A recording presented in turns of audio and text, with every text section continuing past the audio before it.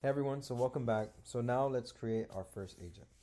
So first thing you would note is this dashboard. So on the dashboard, you'll be able to see how many agents you have, how many conversations, interactions you have going on, how many agents have been deployed, and then the system uptime. As you scroll down, these are all the agents that were created. So you can be very creative and create agents pretty much for anything. But we're gonna create an agent, for example, for this website. So this is a platform called FlowOps. It's an ad tech platform. So for this platform, we're gonna create an agent, and we're gonna teach it specifically on the information that is here on the website. So we're gonna do a very simple example, but let's see how easy it is to do it. The first thing we're gonna do is go and click Create Agent. Now we're going to go ahead on the settings, fill out this information. So the agent name, it's FlowOps agent. And the description can be answer questions about features. And then the input text hints can be ask away. The language model, for now we're recommending everyone to use this one. GPT 4.1, and then this is the text embedding, and then you can click your communication style. So let's say detailed, and then some conversation starters we can put max 4. So one can be tell me about flow ups, what AI features do you have? Sorry, I cannot spell feature.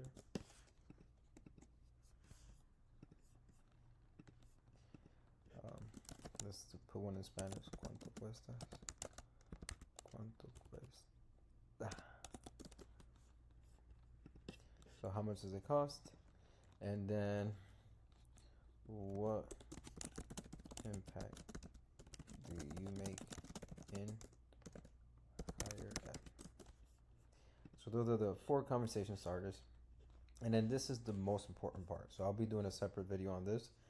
So this is the prompt. Basically, the agent is going to follow everything you tell it to do. Right? So we have here templates. So it can be used again for different applications. So you would click this template and it will go ahead and auto-populate here in this field. But we also have a guide, right? So you can take this guide and you really kind of want to follow these steps. And obviously you can be versatile and add your own touch to it as you test your agent. But you want to let it know its purpose, its identity, the role that it's playing, the expertise as it has. And then you want to give it some guardrails, meaning these are things that you can do and these are things that you cannot do. And then the response style is pretty much already here, but you can again talk about the format, if it's bullet points, paragraphs, even languages, whatever you want. And then what are you trying to get from this agent? So what is the call to action? What is the closure, right? So you can go ahead and even put some examples of how it's going to interact. I already have something prepared where again, I'm following the same steps. And again, you don't have to be to the T, but you can go ahead and kind of follow this template. But the goal for this one is to make sure that when people get on this, they can go ahead and book a Calendly call, right? So that would be the first step. So once you're here, you click create agent. Now officially your agent has been created, right?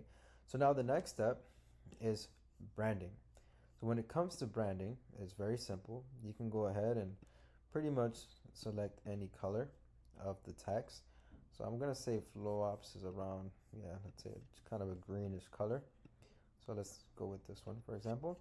And then I can go ahead and update the logo, upload the logo. So let's see the logo here.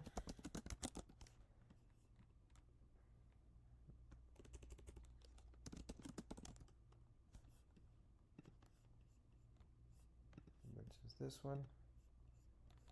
So now it uploads the logo and now you see it here. So now meaning this agent has now become yours, right? The next step, which is the most important part as well, is the knowledge, right? So through the knowledge, basically, it's going to take the information that you train this agent on, and it will be responding based off that, right? So we can put files, right? We can put some web pages, some YouTube, whatever it is, right? So the easiest one would be a web page. So let's go ahead and take the home page. Once you click add web page, it's now processing. And then you can go ahead and pretty much go to every section of the website and start adding it. So this is a little tedious, but you only have to do this once.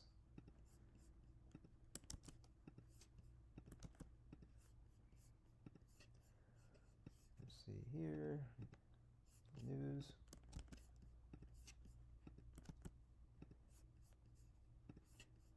Contact us.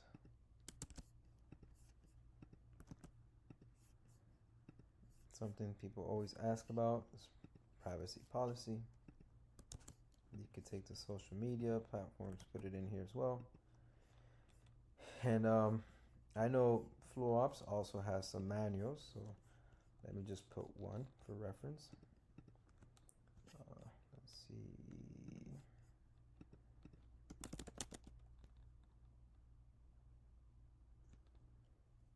So one pops up.